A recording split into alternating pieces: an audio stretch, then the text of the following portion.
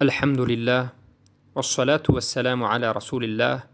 اما بعد، سؤال آمده است که منهجی سلف این امت در باب اسما و صفات را بیان نمایید که چگونه بود؟ بارک الله فیکم. بله، منهج سلف این امت از صحابگان، تابعین، تبع تابعین رضی الله عنهم بیان شده است و ابن خزیمه در کتاب توحید، الدارمی در اینچنین کتاب توحید و دیگر از علما بیان کردند و اینچنین ابن قدامه رحمه الله در کتاب لمعة الاعتقاد بیان میکنند که اگر مختصر با عباره های فهمو بگوییم، منهج سلف این امت اینچنین بود. اولا، یکم، اثبات کردن آن نامها و صفتهایی که الله سبحانه و تعالی به خودش اثبات کرده است و آن نامها و صفتهایی که رسول الله صلی الله علیه و سلم اثبات کردند. دوما، ایمان آوردن به همین نامهای اثبات شده و به صفتهای اثبات شده که به واسطه قرآن و سنت اثبات شده است. اول اثبات میکردند هر چیزی که از اسما و صفات در قرآن و سنت آمده است و بعد از این ایمان می آوردند به همین اثبات شده. سوما، قبول می کردند و تسلیم می شدند. همین نام و همین صفتی که در قرآن و سنت آمد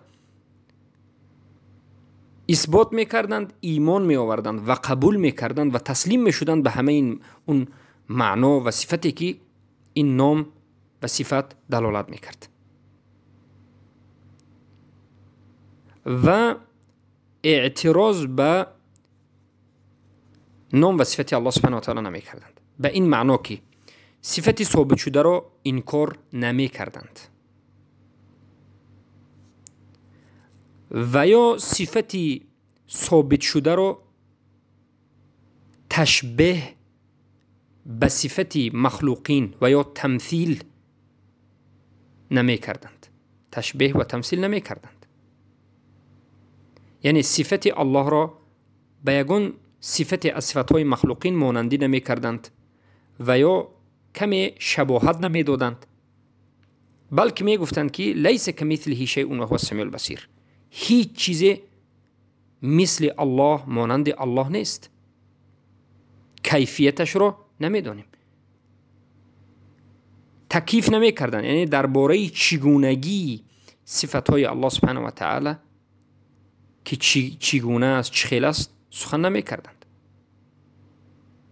انا این بود منهج سلف این امت که ابن خزیمه و دارمی و عثمان ابن ابی شیبه و این چنین بعد از اینها بگویم در عصر 56 علامه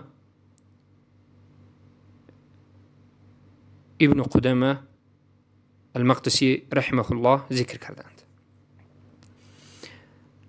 پس با همین فهمیده می شود که ما باید پیروی از سلف این امت بکنیم. هر یک صفت ثابت شده را که در قرآن و سنت ثابت شده است اثبات کنیم، زیرا که الله و رسول خودش اثبات کرد، ما باید اثبات بکنیم و بعد از این ایمان بیاریم به همین صفت که الله اثبات کرده است، ایمان بیاریم که این صفت الله است و بعد از این قبول بکنیم معنا را و فهم صحیح و تسلیم بشویم به همین معنا و فهم صحیح این صفت، تسلیم بشویم که این صفت الله است، انا همچنین معنی دارد، معناش ظاهر است بالقطر، و اعتراض نکنیم، یعنی رد نکنیم، تعطیل نکنیم، تمثیل نکنیم، تشبیه نکنیم، تکییف نکنیم. هر کسی که از همین منهج بیرون شد این از اهل سنت و الجماعت نیست. هر کسی که از همین منهج بیرون شد او در ضلالت است و در الحاد در باب اسما و صفات است.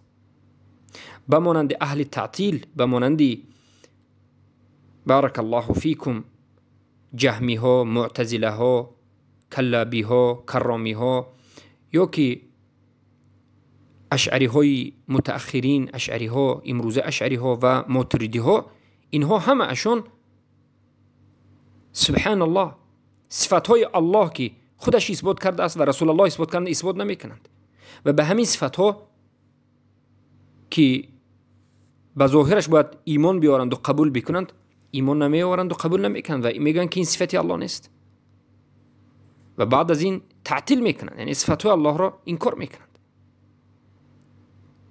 والعیاذ بالله.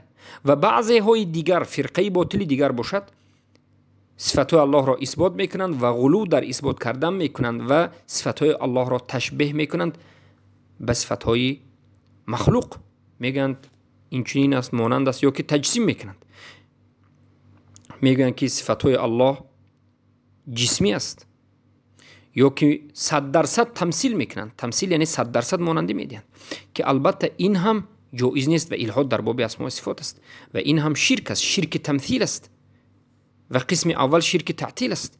هر کسی که صفات الله را انکار کند به شرک تعطیل گرفتار میشود و هر کسی که صفات الله را به صفت مخلوق مانند بکند این شرک تمثیل میکند. و منهج اهل سنت و الجماعت از این چخیلی که بیان کردیم هر دو بیزار است، در وسط است، اثبات میکند اون چیزی که الله رسول به خود اثبات کردند و ایمان می آورد، قبول میکند، تسلیم می شود. رد، تشبیه، تمثیل، تکییف، تجسیم از این چیزا دور است. بارک الله فیکم. این بود منهج سلفی این امت در باب اسماء و صفات.